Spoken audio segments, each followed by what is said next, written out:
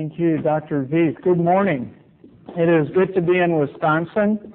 Although, as you can see from my slide this morning when I got up, I was thinking about that part of our district that is out in Nevada. It was just a thought Nevada, in Hawaii, and it was a thought that wouldn't be a bad place to be either. I am forced to go to Hawaii at least once every year to visit our schools.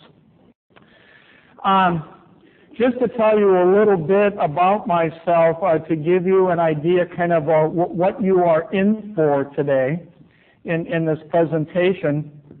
I was born at a very young age in Glencoe, Minnesota. And Glencoe is one of those small Midwestern towns where you didn't have just one mother. Every mother in town felt it was their obligation to help raise all the children in that town. So it was very difficult to get away with things in Glencoe. But I was very persistent. So that by the time I got to elementary school, I had developed a reputation as being a somewhat out-of-control child. Today we call children like me hyperactive. Attention deficit disorder. And I still have some of that as an adult, and it's why I'm gonna try and stay kind of in one place at one time, but it is difficult for me, and hopefully I'll be able to keep on track. I do become distracted sometimes when I speak. Now, saying that, I was a real challenge when I was in elementary school, quite to the dismay of my parents. My father was on the school board at our local public school. There wasn't a Lutheran elementary school in the town that we actually moved to as I was younger. Anyway, teachers had kind of two thoughts when Joel came into their classroom. They were thinking sabbatical or retirement. Because I had these two behaviors which absolutely drove teachers crazy. I wouldn't stay in my seat, and I couldn't keep my mouth shut. My fourth grade teacher was a friend of my father's, and she assured him that she was going to cure me of these two behaviors. We're about in February of the school year in my fourth grade, and Minnesota's probably a lot like Wisconsin. There's about 5 hours of daylight during that time of the year. Things kind of get to hang out because the weather's bad, and anyway, Mrs. Hausman was my fourth grade teacher's name. And she had not yet been successful in curing me of these two behaviors. And she always taught from a podium, which she never moved from her podium. And she had a chalkboard behind her, which she used in her textbook that she taught from. And whenever she turned around to write on the chalkboard, I saw that as a signal that I could get up and move around because she wasn't watching. By the way, any of you classroom teachers, never turn your back on a Joel. And sure enough, she turned around to write some things. We're in the afternoon, and I got up because I had some things I needed to tell my friend Ronnie Wolfe, and I needed to tell him now. So I'm out of my seat. She turns around. She sees me at the back of the room talking to Ronnie. She had absolutely had it with me. And she kind of lost her cool. Some of you may have experienced this as well. She picked up that textbook, and she walked over to her desk, and she slammed it down on her desk. Everybody in the room jumped, and she moved out in front of that podium for the first time in years. She put her hand on her hips, and she said, "Joel, if what you have to say to Ronnie is so important, you come to the front of the room and tell everybody." And there was this moment of silence, and my eyes lit up. I'd been waiting for this opportunity for years. 45 minutes later, she escorted me back to my seat.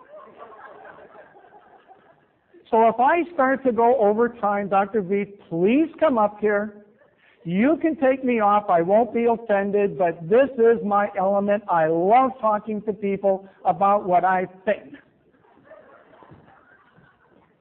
All right. The genesis for this presentation actually began a number. By the way, the reason my Mac keeps going off is I'm saving power for California. We're trying to keep the lights on. This began a number of years ago, actually in 1988, when a task force of teachers and principals in our district were trying to decide what accreditation process we were going to use in our district, whether we were going to become part of NLSA, National Lutheran School Accreditation, or whether we were going to become part of WASC, Western Association for Schools and Colleges.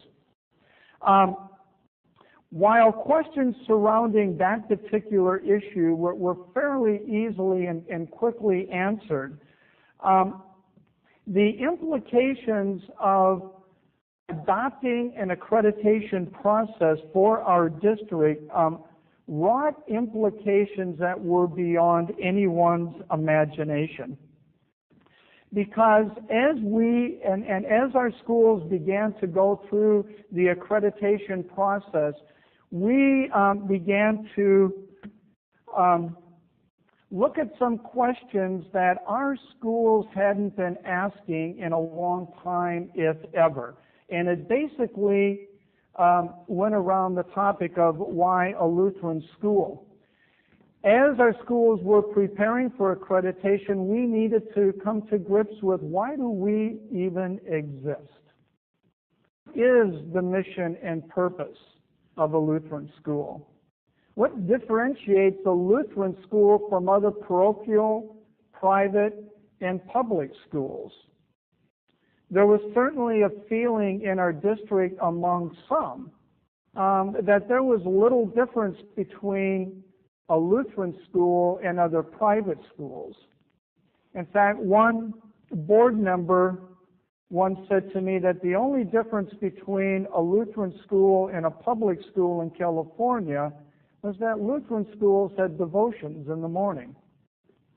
I'm not sure that's accurate or not, but that was his perception. What should students learn in a Lutheran school? How important is it for a Lutheran school to adhere to state standards? And is there a distinctly Lutheran philosophy of education? Now, I want to tell you that in some ways we're still grappling with some of these questions.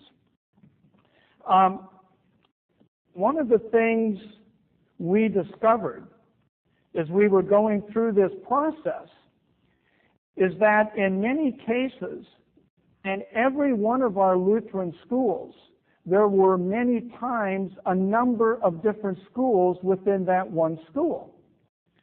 And the reason being is that in many cases, each classroom had become a school unto itself. And that happened even though all of our schools had mission statements, because there was a time, where everybody was writing mission statements, and so Lutheran schools had to have them as well. What was kind of interesting about reading those mission statements is that most of our teachers had little or no knowledge of what those mission statements were, or maybe even more importantly, what those mission statements meant. So in many ways, when we began to look at what was actually going on in the classroom, each classroom seemed to be operating with a mission statement of its own. And that was true about an educational philosophy as well. Most of the school handbooks had a phrase something like, in their educational philosophy statement, something like, we meet or exceed state standards. You have probably seen something like that. That too is kind of interesting because few, if any, of our teachers had any idea what the state standards were. Although even if they did, it would have made little difference. Although California has recently done some work on its state standards, when we initially started doing that, California state standards were so ambiguous and vague and indefinable that they were of little use actually in putting together a school program. They were also almost impossible to assess. I think that was actually done on purpose. What our schools really didn't have were statements of belief about the teaching-learning process that would actually guide instruction in the classroom. This was also true about curriculum. I think most of our teachers assumed that there was agreement in the school about what the student should know and be able to do, even though most of those faculties had not actually sat down and talked about it. I and others, we could not find within school curriculums that were written, and especially even if they did this when they went through the accreditation process, that there was anything specifically said in any of those curriculum documents about what kids should actually know at each particular grade level. The curriculum guides had a lot of reference to process, but no reference to content,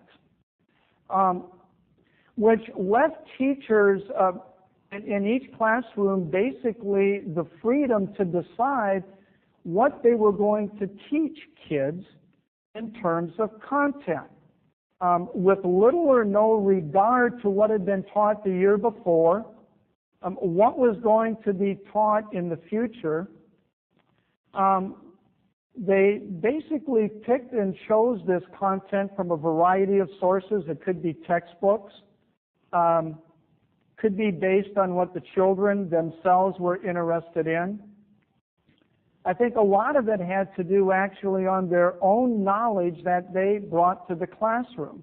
Unfortunately, was limited. Also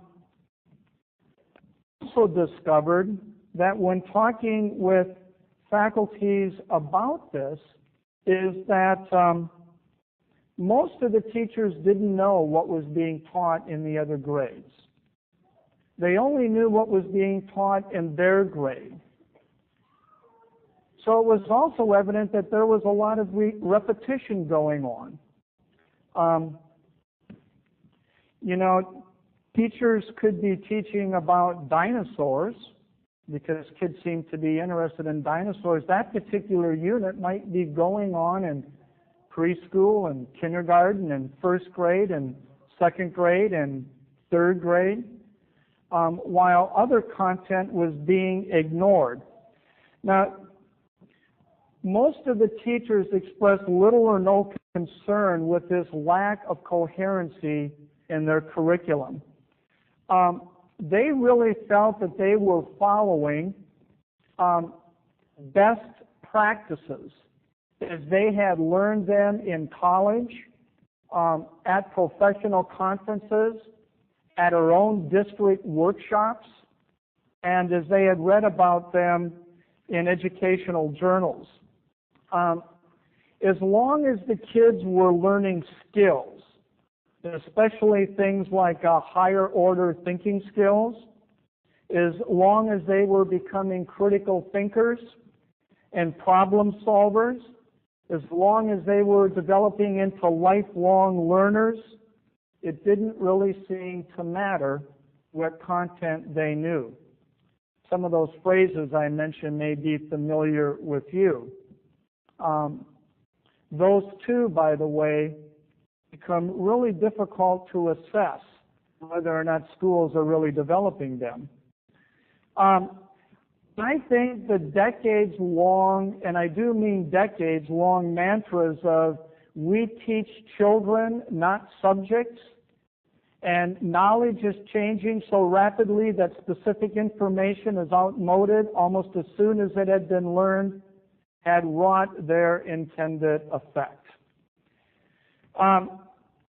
And is this really what we wanted our schools to become as Lutheran schools? And were we as Lutheran schools really committed to the goals of progressive education? And these were, at least when progressive education began, specifically their goals as they said them. Schools were to be agents of social change, not academic centers. And schools should emphasize students' immediate experiences and minimize or even ignore the transmission of knowledge. Is this really what we wanted our Lutheran schools to be? In all honesty, I don't think so. I believe the teachers and administrators in the California, Nevada, Hawaii district were pretty much just like me as an educator. We were committed to being the very best teachers that we could be, and we were committed to giving our students the very best education possible. Social change, at least that as it was advocated by the progressives, was never our intention.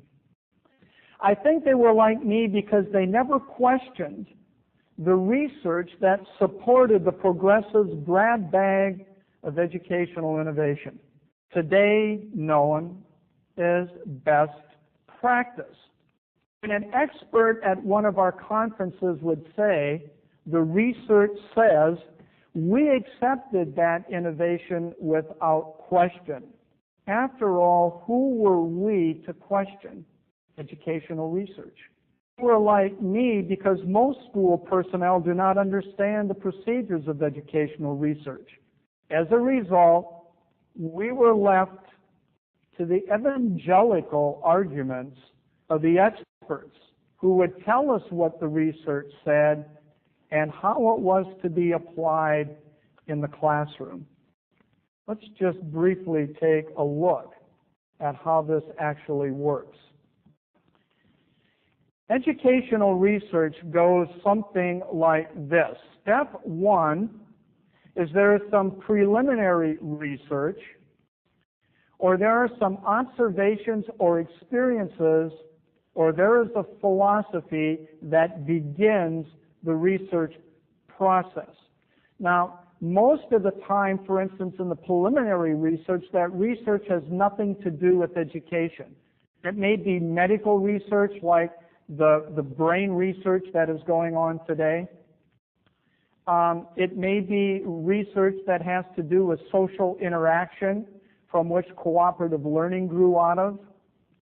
It may be research which is based on observations, which is what Piaget's research grew from. But more likely than not, it actually grows out of a philosophy or a way of looking at things. We'll take a look at that. Anyway, this step will usually lead to a theory then about learning, which has implications for the classroom, which gets packaged into an innovative program which is then available for our schools to buy. Now we're going to take a look at this a little bit more. Level one then is the basic research on learning, which I've already talked somewhat about, which leads to level two, or what ought to happen in level two is that this basic research is then taken into experimental research on educational outcomes. That is, the theory is tried out in some sort of a controlled study in an experimental setting or in a classroom setting. But this is not yet in a setting which is like a normal classroom. And you have all of the experimental things going on. There's the controlled studies, there's all the variables, and all of that stuff is happening. Level three educational research is when that program evaluation research is implemented on a large scale. That is, it is taken to a school district or a school system, and it is given to all classrooms and to all teachers to implement. These are the three levels of educational research. Level 1 is never designed for classroom application and generally is never done with even that intent. Level 1 research. To give you an example, Piaget claimed on the basis of research that most 8-year-olds are in a stage of concrete operation. Now, this led to mathematics and science curriculums that involved manipulative materials. The assumption was that pure research could be applied to large groups of children in a classroom setting, even though that was never Piaget's intent. In this case, pure research, level 1, skipped level 2, was immediately taken to level 3, but never really evaluated there on whether or not it actually worked better than any other kind of mathematical instruction. It was just assumed. Now, I don't know about you, but when Piaget was presented to me in college, at least as I remember it, and I have to say I didn't always pay attention, so this may not be true, I always assumed that this stuff really worked and that it had worked in everybody's classroom. That's why I was always surprised when I tried it in mine that it sometimes didn't work. And of course, my assumption was I just wasn't doing it correctly. Level 2, designed to test the efficacy of a particular program in an educational setting, it attempts to make instructional curricular applications of a particular theory. Now, in most educational innovations that are presented to us today, and I'll give you a list of those in a little bit, this level is almost never there. It's almost never done. There are only 2 that I have found that there's really a lot of good level 2 research. Well, actually 3, but one of them is not usually referred to as an innovation. Cooperative learning has a pretty solid level 2 research base. Direct instruction has a solid level 2 research base, but that is never referred to, by the way, as an innovation. The other one that has a fairly good level 2 research base is Robert Slavin's Success for All. But you can pick almost any other one. Anything to do with higher order thinking skills, learning styles, self-esteem, well, there's some others coming up. You will find little or no level 2 research. Although the one on learning styles is kind of interesting. That's a program by Rita Dunn. Are you familiar with that name? It's interesting that she claims there's a lot of level 2 research to promote that everybody has a different learning style, and if you match the learning style of the student to the learning style of the teacher, everything's going to click. Most of the research that she's done is all her own research at Johns Hopkins University, or it's research which is done by her graduate students. Almost all of it is not published, so none of it has been refereed. None of it has been duplicated by anybody else. It's also kind of suspect because Rita Dunn is also selling this program. So she developed the theory, she did all of the research, or her graduate students did, and she's also profiting from that research. In any other field, that would be highly suspect, and not in education, even though it has tremendous implications. Level 3 is we're going to see whether the program has any efficacy at the level of a school district. This is actually the least likely of the 3 to be done in any systematic way. Again, only cooperative learning, direct instruction, and success for all has any of this kind of a research base. And yet, as we hear educational experts speak to us about educational innovation, they will always say, and the research says. And something I wish all of our teachers would do as soon as they hear, and the research says, we would all stand up and say, what research? Who did it? show it to us. It isn't what happens. As soon as that expert says and the research says, we believe it's true.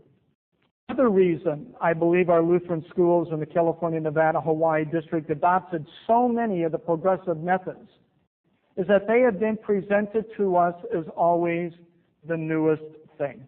Cutting edge, innovative, best practice, which is the newest terminology for this. Like me, many of our teachers and administrators are fascinated by the new. New cars, new fashion, new technology, especially me. There isn't a gadget I don't want. New ideas. Doing the new seems to mean that we are with it, that we are smart, that we are exciting, that we are open-minded.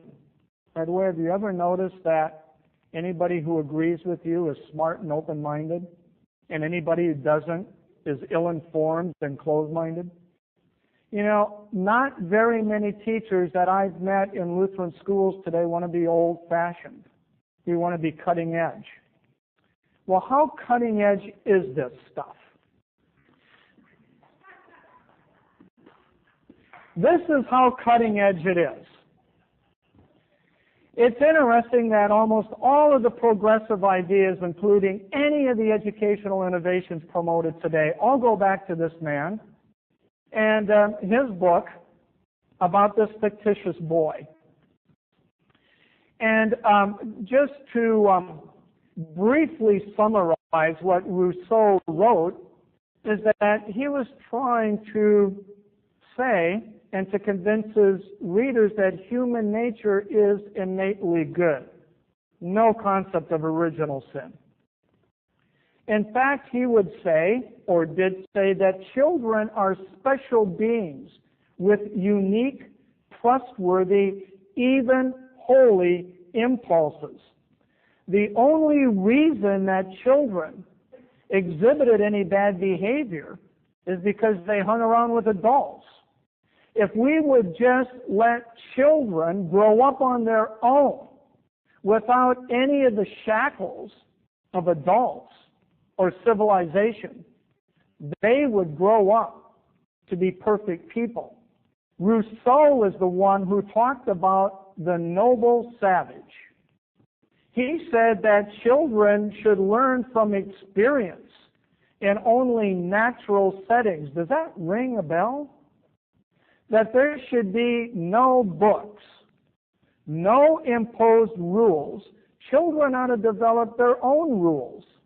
No teacher, just a facilitator. Does that ring a bell? And there was a great emphasis on emotion and imagination. Now, Rousseau was not a teacher, not an educator. He was a philosopher.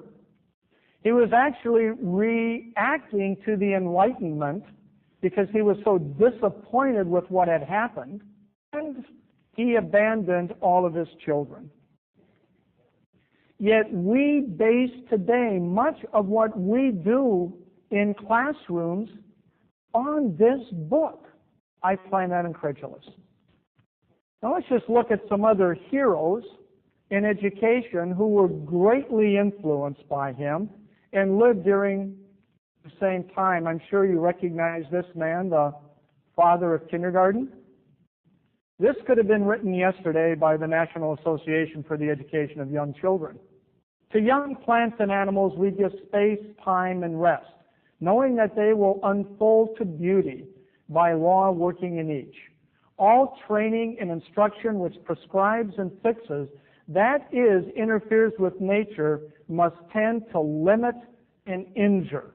If you're learning that as a teacher, do you want to injure children by prescribing rules in your classroom, by fixing what they ought to know? It's also interesting that he says children are going to develop like plants and animals. I wish it was that easy. I'm a father. My kids aren't developing that way. They are unfolding in very unpredictable ways, not like the plants I plant. They unfold in very predictable ways. Most of them die. This is another hero of American education. Actually, he is it called the frieze? I'm not exactly sure how to pronounce it. The thing that's on top of a building, you know, the little statues. He's on one of the figures at Teachers College, Columbia University. Here's what he said. Parents should not hurry their children into working at things remote from their immediate interest. They diminish the powers of their children and disturb profoundly the equilibrium of their nature. Again, the warning that we are going to harm children. David Elkind could have written this. Actually, the most influential person in American education still today is this man, William Herd Kilpatrick, who was the president of Teachers College at Columbia University. Many think that it was John Dewey. William Herd Kilpatrick was a disciple of John Dewey, but he went way beyond anything John Dewey ever proposed. In fact, John Dewey, not that he's a hero of mine because he isn't, became deeply disturbed by what his disciples were saying about what he had proposed. And he actually wrote about that in his later years.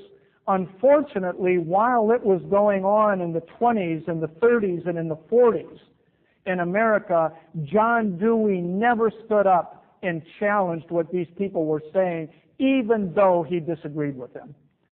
William Herd Kilpatrick has had the best-selling educational documents of all time, not necessarily best-selling in their numbers, but they were read by almost every teacher and certainly every administrator that was going through a graduate program or a professional conference during the 20s and the 30s. And from Teachers College, Columbia University, came all of the other professors that then went on to schools of education at almost every university across the United States. Thus why it doesn't make any difference, it seems, where a teacher gets their professional education, we're all going to hear the same thing. It's all, in my estimation, going to be influenced by William Herd Kilpatrick. This was the bestseller called the Project Method. Project-based learning organizes knowledge from a number of disciplines around a big idea or common principle. Sounds a lot like integrated learning. Instead of around more traditional subjects, students plan and carry out a project, sounds like hands-on, activity learning, them to engage in meaningful learning experiences. Too often we don't really engage students. We chop everything up into little pieces, we compartmentalize everything, and then somehow they don't remember it very well. You will see this same language written in any book about how we should teach that was written today. Almost verbatim. Harold Rugg, The Child-Centered School, 1928. The hallmarks of the new school are freedom, activity, and creative self-expression. The old school is a listening regime whose philosophy is based on outmoded allegiance to discipline and subject matter. Bad, bad, bad. The new school is a place where children are eager to go because they model and clay and draw and paint, read and write, make up stories and dramatize them. They work in the garden, they churn and weave and cook. Its philosophy is the concept of self. William Kilpatrick again. Our old type school with its formal subject matter remote from life made us think of the learning process as laborious and repellent. But life's inherent learning comes in fact without effort. Interesting, isn't it? Comes in fact automatically and stays with us. All learning is fun. Foundations of method, again, William Kilpatrick.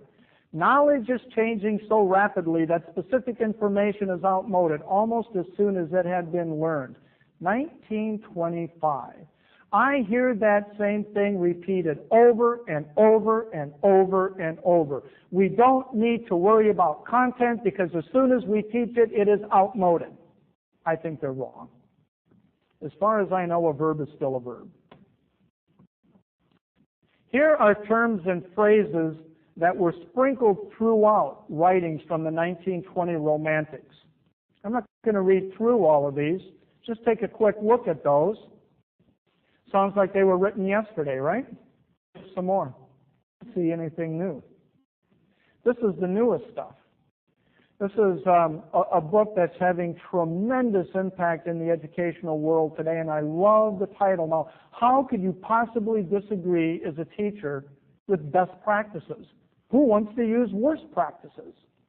I don't see anything different here than from what was being proposed in the 1920s or even earlier. It's all the same stuff. But I will guarantee you that all of this is supposedly based on research. And the newest thing to say is that this is all based on brain research. Now, I may be wrong, but I'm a little suspect of that, since all of this is the same thing that has been said since Rousseau wrote. I believe that this is all based on a philosophy, and that they try to say it is based on scientific research to give it more credibility. Yet another reason I think our teachers accepted progressive methods so readily in the classroom is because alternatives are never presented as viable options. Traditional methods of education are portrayed as being harmful, and the reasons why children aren't learning.